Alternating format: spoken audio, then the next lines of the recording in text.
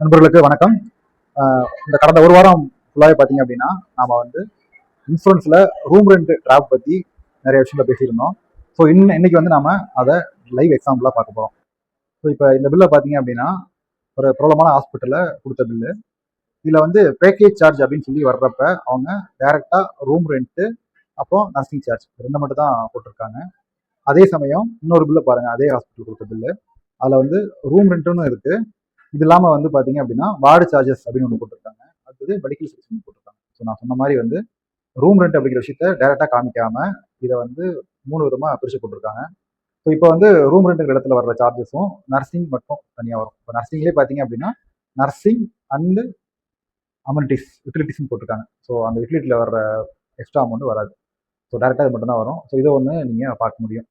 So அடுத்தது பார்த்தீங்க அப்படின்னா இன்னொரு பில் பார்ப்போம். இதில் பாருங்கள், கிட்டத்தட்ட ஒரு 2 லட்ச ரூபாய்க்கு மேலே வர்ற அமௌண்ட்டில் நியர் அபவுட் 1 லட்ச ரூபா வந்து கிளைம் கம்மியாக வந்திருக்கு. இதுக்கு என்ன காரணம் பார்த்தீங்க அப்படின்னா அந்த பில்லையும் பாருங்கள், ரூம் ரெண்ட் வந்து ஒரு அமௌண்ட் பிடிச்சிருக்காங்க. அதுக்கப்புறம் நர்சிங் சார்ஜஸ்லையும் ஒரு அமௌண்ட் பிடிச்சிருக்காங்க. அதுக்கப்புறம் ஆப்ரேஷன் தியேட்டர் சார்ஜஸ் அதுலேயும் ஒரு அமௌண்ட் பிடிச்சிருக்காங்க. ஸோ இது வந்து கீழே இதுக்கான டிஸ்கிரிப்ஷன் கொடுத்துருக்காங்க, அதை பார்ப்போம். நீங்கள் பாருங்கள் 1, 2, 3 இந்த 3 பாயிண்ட்லையுமே என்ன போட்டிருக்காங்க அப்படின்னா, நீங்கள் ரூம் ரெண்ட்டை வந்து மாற்றி எடுத்ததுனால ப்ரொபோஷனல் நாங்கள் பிடிச்சிருக்கோம். ஃபஸ்ட்டு ரூம் ரெண்ட்டை பொறுத்த வரைக்கும் டேரெக்டாகவே வந்து சொல்லியிருக்காங்க, நீங்கள் ரூம் வந்து 5000 ரூபாய் எடுக்கிறதுக்கு பதிலாக எச்சா எடுத்துட்டீங்க, அதனால் பிடிச்சிட்டாங்கிறத சொல்லிட்டாங்க. அடுத்தது பார்த்தீங்க அப்படின்னா இந்த ரூம் ரெண்ட்டுனால உங்களுடைய நர்சிங் ஃபீஸ் அதிகமாக இருக்குது அப்படிங்கிறத சொல்லியிருக்காங்க. 3வது ரூம் ரெண்ட்டுனால ப்ரொபோஷனேட்டாக வந்து ஆப்ரேஷன் தியேட்டர் சார்ஜஸும் அதிகமாக இருக்குது அப்படிங்கிறத சொல்லி பிடிச்சிருக்காங்க. ஸோ இது வந்து நீங்கள் எங்கேயும் நடக்கலை அப்படின்னு நினச்சா இல்லை, இது நடந்துட்டு தான் இருக்குது. ஸோ கண்டிப்பாக வந்து நீங்கள் இதெல்லாம் வந்து செக் பண்ணி பார்க்காம பாலிசி எடுத்திருந்தாலோ அல்லது ஹாஸ்பிட்டல் அட்மிட் ஆகிட்டு பில்லை பே பண்ணியிருந்தாலோ இதை வந்து கிளைம் பண்ணுறது ரொம்ப சிரமமான விஷயம்.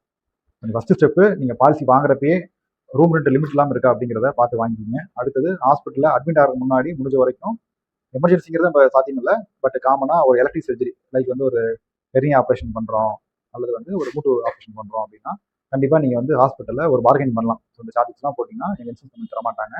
ஸோ அது மாதிரி போடாமல் இருந்தால் நாங்கள் உங்கள்கிட்ட பண்ணுறோம் அப்படின்னு சொல்லி நம்ம பார்கெனிங் பண்ணோம்னா மேபி அவங்க வந்து அதை டிஸ்கவுண்ட்டாக கொடுக்கலாம் அல்லது இதெல்லாம் கூட போட்டு தரலாம். அல்லது நீங்கள் ஃபைனலாக பில் பே பண்ணுறப்ப நான் இந்த மாதிரி பில் கொடுத்தா இதை நான் பே பண்ண மாட்டேன், எனக்கு வந்து ரூம் ரெண்ட்னா டேரெக்டாக ரூம் ரெண்ட் மட்டும் தான் வரணும், நர்சிங்னா நர்சிங் மட்டும் தான் வரணும், அல்லது இன்சூரன்ஸ் கம்பெனியில் என்ன மாதிரி அவங்க பேக்கேஜ் சொல்கிறாங்களோ அந்த மாதிரி பேக்கேஜில் கொடுங்க அப்படின்னு சொல்லி நீங்கள் பேசிட்டீங்க அப்படின்னா இதை கொஞ்சம் அவாய்ட் பண்ணலாம்.